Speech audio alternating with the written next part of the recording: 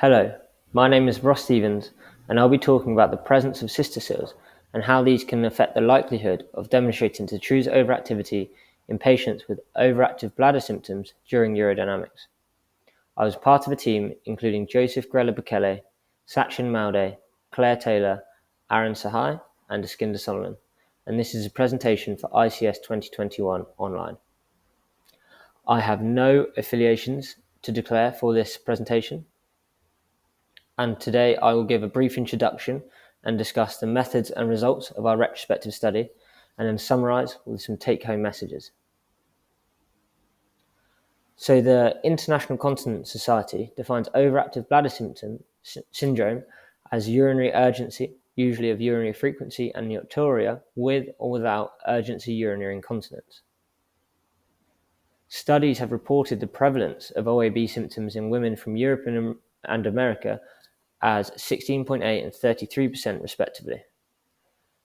A potential contributory factor or cause for the OAB symptoms is a cystocele, which is the descent of the posterior wall and or bladder neck into the anterior vaginal wall.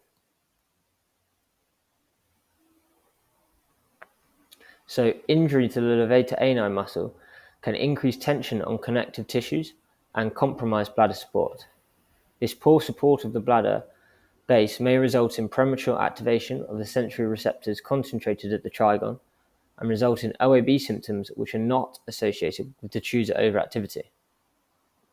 We therefore hypothesized in patients with OAB symptoms, Detrusor overactivity would be less commonly demonstrated in patients with cystoceles than those without.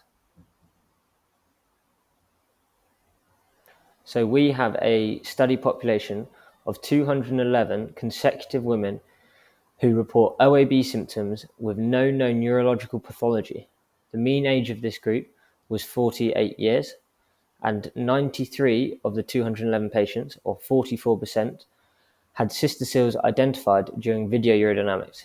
We defined a cystocele as either the posterior bladder wall or bladder neck below the inferior border of the pubic symphysis.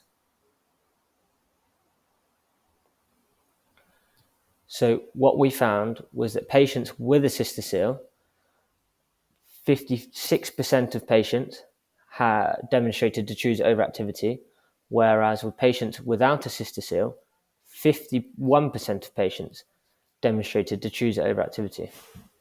This results in a Fisher's exact two-sided p-value of 0.49, which is not statistically significant. So our take-home messages are that Detrusor overactivity was only demonstrated in 53% of women with non-neurogenic, intractable OAB symptoms. And patients with cystoceles did not have a lower likelihood of demonstrating Detrusor overactivity during a urodynamics investigation. Our findings suggest that overactive bladder symptoms in women are multifactorial, and accurate identification of the root cause of the lower urinary tract symptoms is key to maximizing efficacy of treatment. These are my references, and please enjoy the rest of your ICS 2021 online.